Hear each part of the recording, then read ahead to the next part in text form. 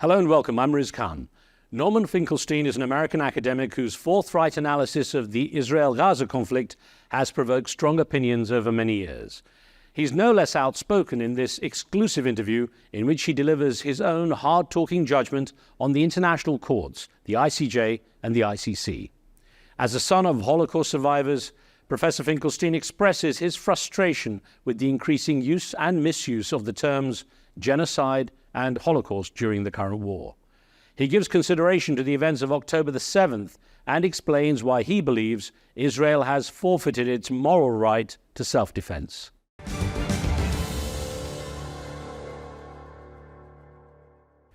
Professor, it's been many years since we last spoke, so I thank you for making the time for the interview. And it seems that during that time, some things have not changed at all. Some things have changed quite dramatically.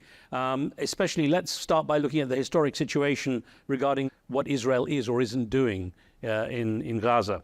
Now, the former ICJ President, Joan Donoghue, claims that the court did not conclude that Israel was plausibly committing genocide. And the word plausible seems to have become a center of debate. Why is that?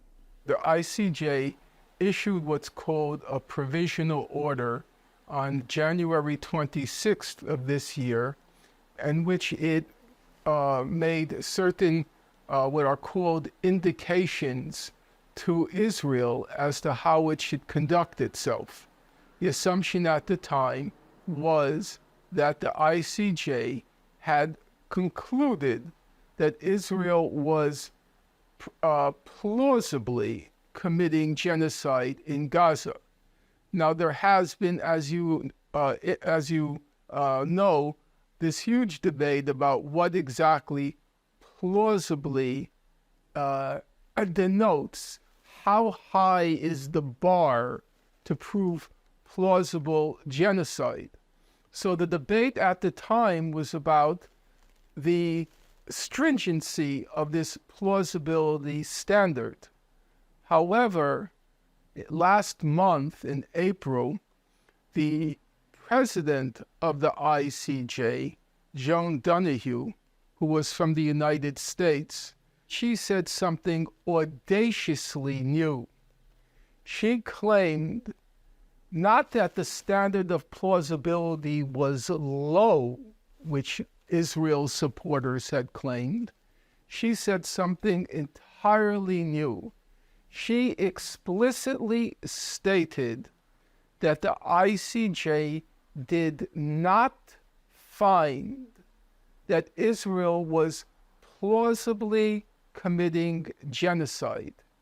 Now, I will say to you, I will say to your audience, I will say to all your listeners, that is a flat-out, shameless, and shameful lie.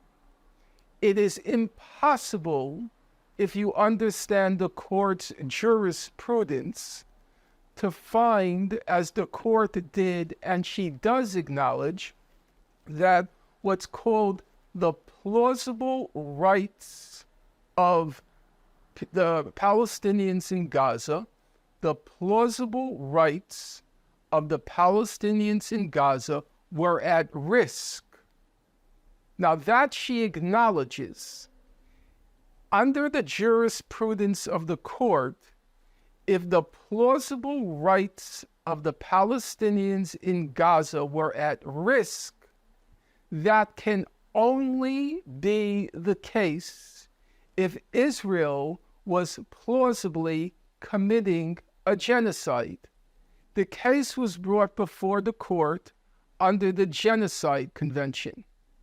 The Genocide Convention protects the group rights of racial groups, religious groups, national groups, racial and ethnic groups. The Palestinians constitute a protected group, and so they have rights under the Genocide Convention. The most essential right is the right to live, the right to be protected as an ethnic group. When the court says there are plausible rights of the Palestinians, it means there are rights which are plausibly at risk under the current situation in Gaza. Now, they could only be plausibly at risk under the Genocide Convention if Israel is plausibly committing a genocide. What she said, I will tell you without any equivocation, is a flat-out, shameless and shameful lie. Professor, you know, it's interesting. The Israeli leadership has, of course, condemned use of the word genocide, and it tends to react very much to that word, and other countries have also kind of supported Israel in condemning the word genocide. And yet, somehow, the word Holocaust seems to be used a lot when it comes to describing any kind of action that results in Israeli or even Jewish deaths. Now, I wonder, when it comes down to it, how you regard this. You know, we saw what happened, of course, on October the 7th last year. Israel describes that as another Holocaust. How do you, as someone who is the child of Holocaust survivors, regard this, the way these words are used? There are two aspects of this usage of the word genocide. I'll get to Holocaust in a moment. There is what you might call a common understanding of the term genocide, a non-technical term. On October 9th, when the Israeli Defense Minister, Mr. Gallant, when he stated that we are going to deny any food, fuel, water, or electricity to the people of Gaza. And as all of your listeners know, Gaza is, as Israel's former head of the National Security Council put it in March 2004, Gaza is a huge concentration camp. It is sealed shut from the outside world. Half of its population are children. If you deny any food, fuel, water, or electricity to a captive population sealed off from the world in the huge concentration camp, then you are in effect issuing a death sentence on that population. Prime Minister Netanyahu announced that this was going to be, from the beginning, from October 8th, he announced this was going to be a very long military operation. If you add those two sentences up, no food, fuel, water, or electricity for a very, very long time, now stretching into 7 months. So it seems to me, by the commonsensical definition of genocide, Israel is carrying out a genocide in Gaza.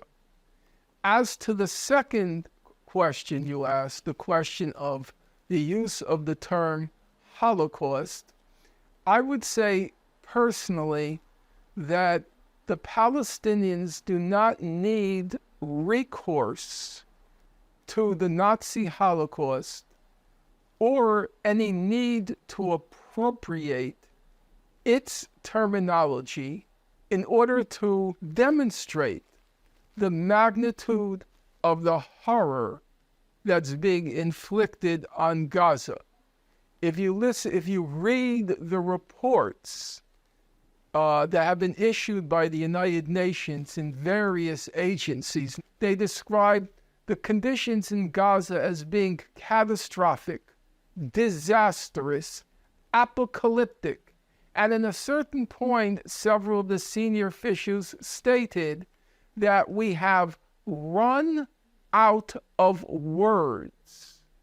So I myself would prefer to avoid getting in these meaningless, idiotic arguments about whether or not this is a Holocaust like the Holocaust that the Jews endured during World War II, and just stick strictly to the factual record as it's been laid out by responsible, objective international agencies.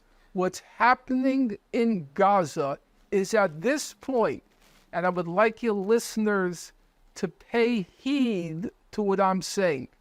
What's happening to the people of Gaza, according to numerous senior UN officials, has now reached the point, not metaphorically, but literally, it's reached the point of beyond words. They can't even find a vocabulary to describe what has been done to those people by the state of Israel. The reason I bring that up is I wonder what that does in terms of, people's perceptions, how it affects the psyche. Of course, Holocaust is a very strong word. So if Israel says what happened on October the 7th is another Holocaust, people tend to see it in a particular way. And I'm wondering just briefly what your perception is on the use of Holocaust by Israelis and supporters of Israel in describing any attack on Israelis. Israel has systematically, methodically cheapened by overusage, by promiscuous usage, by politically driven usage of the term Holocaust and the actual event of the Holocaust, to the point that it has, I would say in my personal case, it doesn't even affect me anymore, but that's because I've studied and documented Israel's political usage and exploitation of the Nazi Holocaust for several decades now. But I think at this point, for example, if you remember Prime Minister Netanyahu, at one point he said the whole idea of the extermination of the Jews came not from Hitler, but came from the Mufti of Jerusalem, the Palestinian leader at the time. And now, if you listen to Gilad Erdan's speeches at the United Nations, in which every other word invokes the Nazi Holocaust, saying that Iran is Hitler, Iran is out to conquer the world, Iran is out to exterminate the Jews. At this point, the whole usage of the term Holocaust has been reduced to a complete and total trivialization of what Jews endured during World War II. Well, Professor, while the debate on semantics goes on, people in Gaza are still being killed in large numbers. And I wonder, to what extent does this make redundant South Africa's efforts to demand an emergency halt to the Israeli campaign in Rafah? I think sometimes people have, in my opinion, a superficial understanding of politics. If you take the case of the current Israeli genocide in Gaza, it's often said by Israel's apologists that if Israel wanted to carry out an actual genocide in Gaza, it could just nuke Gaza or unleash the full lethality of its armed forces and kill not tens, but hundreds of thousands of people. That, to me, is an incorrect and politically naive understanding of politics. There are always limits imposed by the international community on how any country can act in the course of a war or in peacetime. So to take obvious examples, there was no possibility that the Hitler regime could have carried out the extermination of the Jews in peacetime. Hitler needed the cover of war in order to carry out that genocide. During the war in Vietnam, there were moments when the U.S. government was contemplating the use of nuclear weapons to inflict a devastating defeat on the Vietnamese, as was done with the atomic bombs in Japan. But even as they contemplated that idea, there was the realization that the international reaction would be of such a magnitude that even the United States would not be able to withstand the use of nuclear weapons because of the international outrage and uproar that it would evoke. Now, if we come to the case of Gaza, all along there have been limits imposed on Israel. Now, you might say those limits are nowhere near what's needed, but notwithstanding Gallant's order, Israel was forced to allow in some humanitarian aid to the people of Gaza, not nearly enough. They did continue to use starvation as a weapon of war, or as B'Tselem, the Israeli Information Center for Human Rights in the Occupied Territories, put it about a month ago, that Israel was manufacturing a famine in Gaza. That's true. Now, having said that, the limits that have been imposed on Israel, they come from many directions. There was the limit imposed by the Houthis as they start to target international traffic in the seas. It was minimal, but it was a limit imposed by the Hezbollah in the north, forcing the evacuation of roughly 100,000 Israelis in the northern part of Israel. And then there was a new accumulation of limits being imposed on Israel. There was the limit, very minimal, but it was there. The U.S. was signaling that you cannot carry out a mass extermination in Rafah. The U.S. only indicated that because of the student uprisings in the United States. Right. Anybody who thinks those student demonstrations had no effect have no understanding whatsoever of politics. Yes, there's no direct effect, and it may not be as much as one wishes it would be. But if President Biden, both publicly and privately, communicated limits to Israel, it was because of those student demonstrations. Okay. And in the same way, the South African persistence, not just its courage, not just its integrity, it's their tenacity. They won't let go.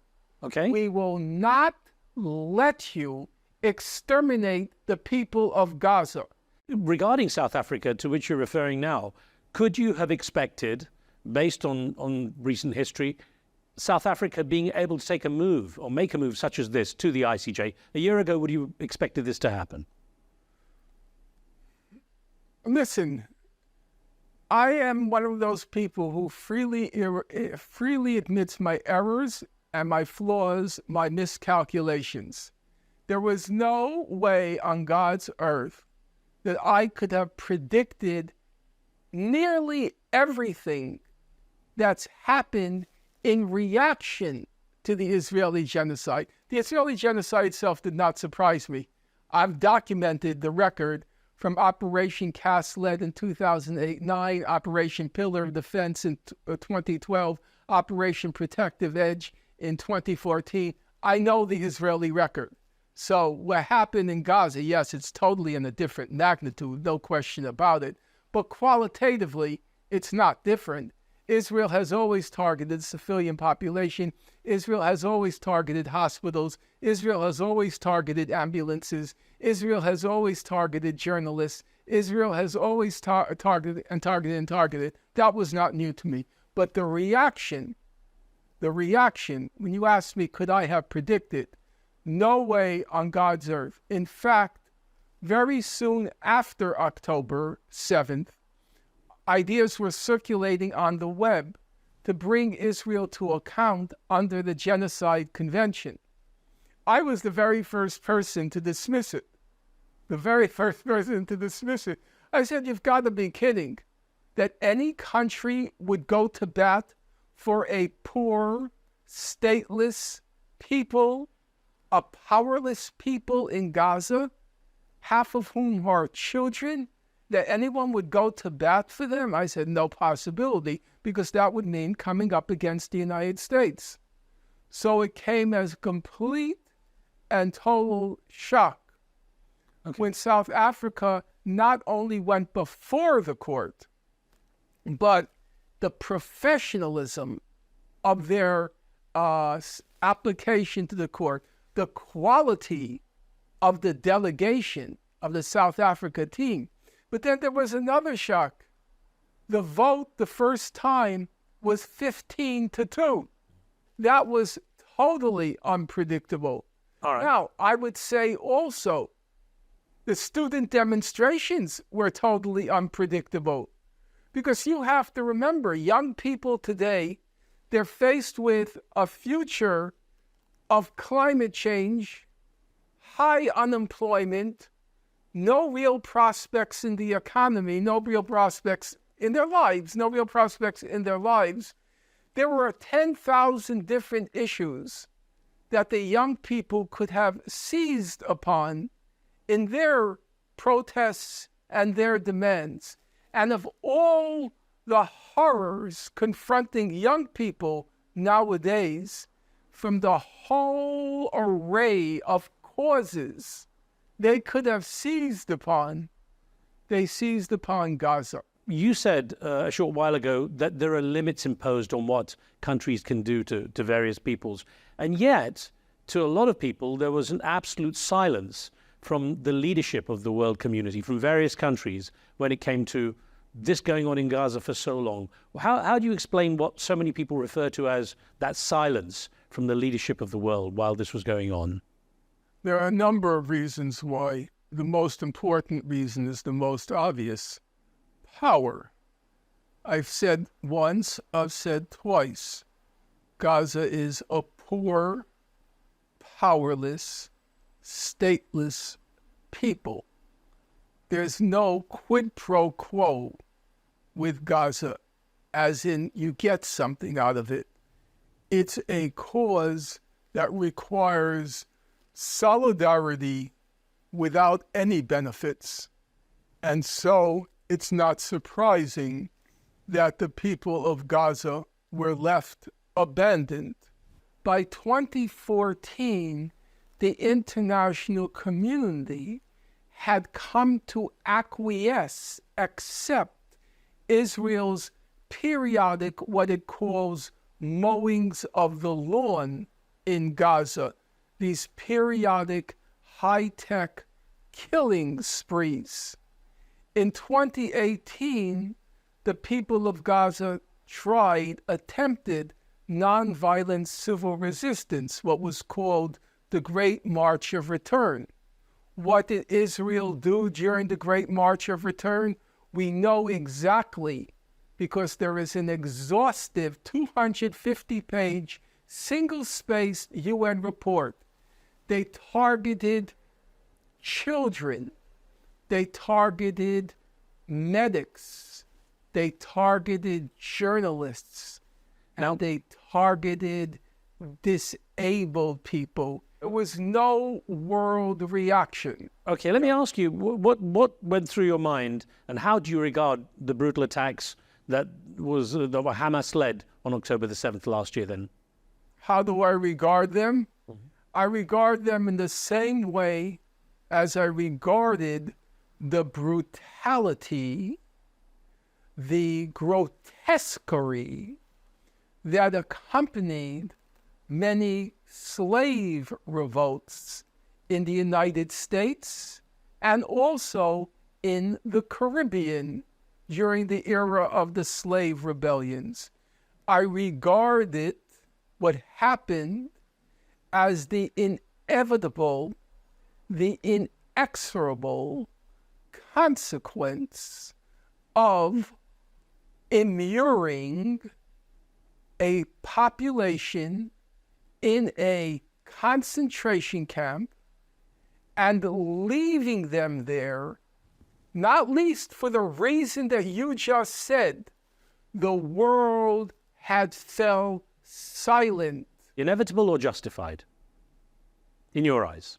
I will simply state two things. One, by historic example, and one by analogy. By historic example, the abolitionists, white abolitionists, who opposed slavery, when the slave revolts, which included beheadings of babies, smashing the skulls of women and men, very gory to the point of grotesque, the white abolitionists said what occurred were horrors, no question about it. And I have no question that what occurred on October 7th was a horror. There is no question in my mind on that point. However, the abolitionists never condemned the slaves. What they said was horrors occurred, and then they said, we told you so, we told you so, we told you so. We told you, if you demean people like this, meaning the slaves, if you degrade people like this, if you dehumanize people like this, don't pretend to shock at what happens when the people rise up. I would ask your audience the question. Let us say a man mercilessly beats his wife, and he's beating her year after year. She calls the police, but the police dismiss it as a domestic dispute, and they don't intervene. She screams and yells, and the whole neighborhood hears the screams and yells, but they just become background noise, like traffic in the city. And then, totally despairing, totally despondent at the prospect of these relentless brutalities and beatings, she takes up a kitchen knife and she lunges at her spouse. The spouse has a gun near at hand, takes out the gun, and as she's lunging at him, he shoots her dead.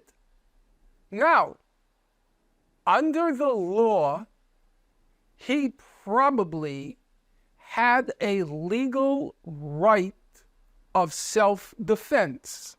He probably does. I don't know all the statutes, but I would suspect he would have a legal right to self-defense after having killed her. But I would say whatever his legal right might have been, and maybe Israel does have a legal right to launch its offensive not to commit genocide, but in the name of what you would call self-defense.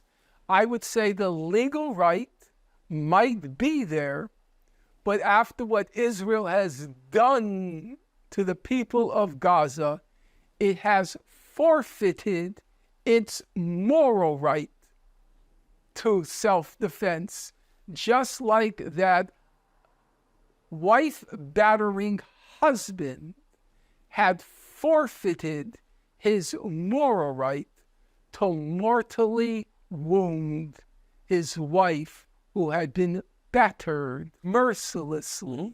I wanted to ask you, what are the implications of the new provisional measures taken by the ICC ordering Israel to immediately end military operations in Rafah and to open up, obviously, the border crossings into Gaza for urgent aid deliveries?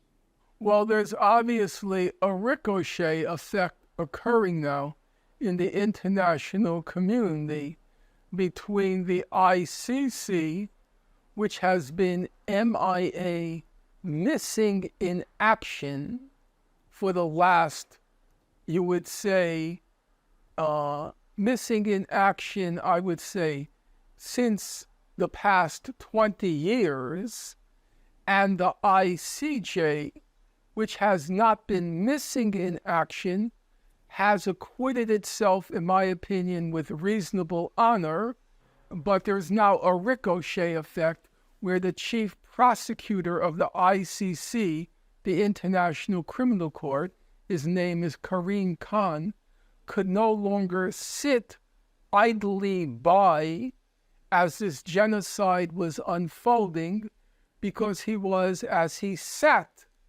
idly by, he was being the object of ridicule and was losing all his credibility. So finally, after 7 months, the corpse was revived and Karim Khan finally acted.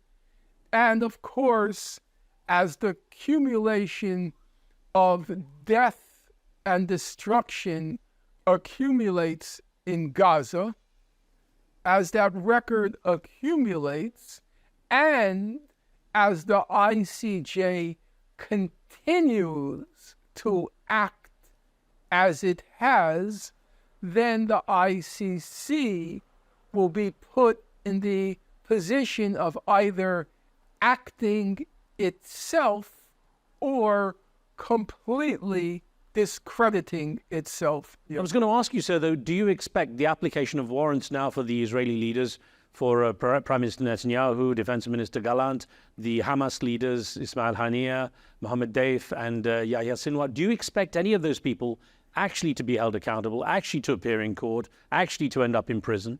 Well, everything at the end of the day is about politics. It's about the amount of pressure that's exerted from many quarters. There is the pressures exerted from the grassroots demonstrations. There's the pressures exerted from the human rights community. There are the reciprocal pressures between the ICJ and the ICC. There are the pressures emanating from the UN General Assembly, and which today may reach, the pressures may reach the Security Council. So I think you can't predict any of these outcomes in the absence of assessing the balance of political forces, the confluence of forces in shaping the legal environment. So I would be very hesitant to predict, because we don't really know. We may be actually closer. I know it's a horrible thing to have to say, but we may be actually closer to the beginning of the post-October 7th events than to the end. Remember, Ukraine has now dragged on for more than 2 years. I want to ask you, though, Professor, what's going on now with the ICC, the information coming out that perhaps the Israeli Secret Service, the Foreign Secret Service, Mossad, was putting pressure on the ICC's former chief prosecutor, Fatou Bensouda, to effectively avoid any kind of issue of warrants. And of course, that's come out in the news now in the British media. And you yourself have strong opinions on this because you wrote about this in your book, I Accuse. First of all, we have to make clear that the ICC is a very corrupt institution.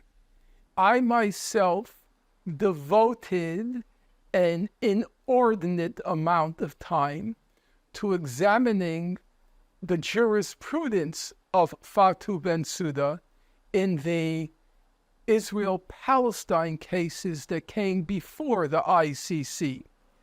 I concluded, after going minutely through the record when the case of the Mavi Marmara, for those of your listeners who are not familiar with it, on May 30th, 2010, a humanitarian flotilla went to Gaza to try to deliver food and other life-sustaining items. The flagship of that flotilla was called the Mavi Marmara. It came under attack by Israeli special forces.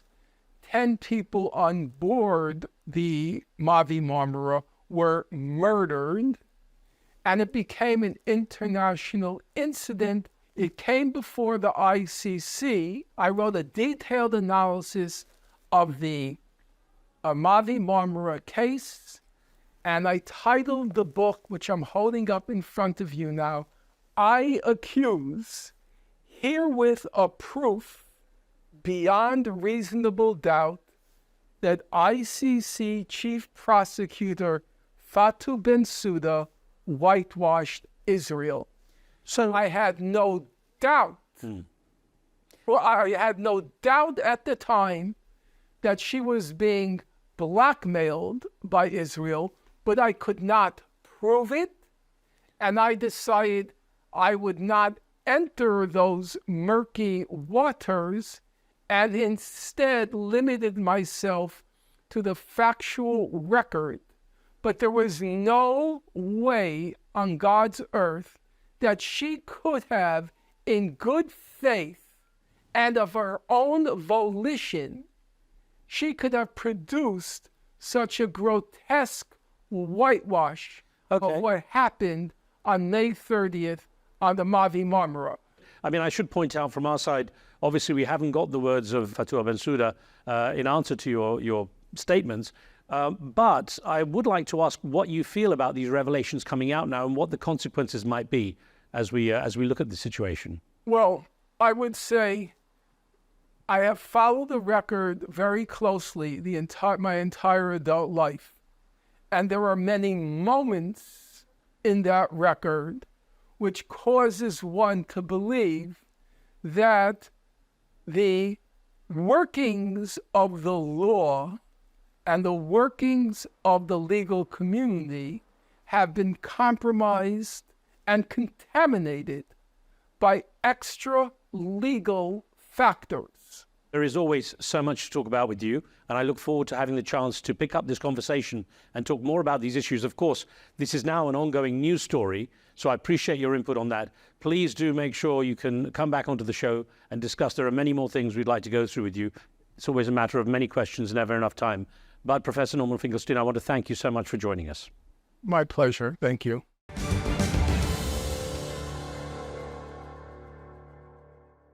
My thanks to Norman Finkelstein for that very frank discussion.